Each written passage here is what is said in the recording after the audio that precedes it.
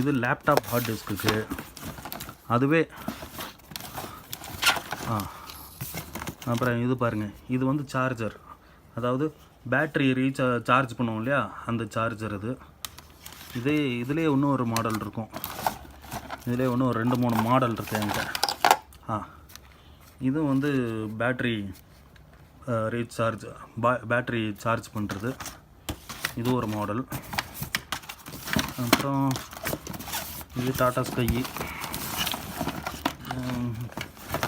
உள்ள வேறு என்ன கிடக்கு?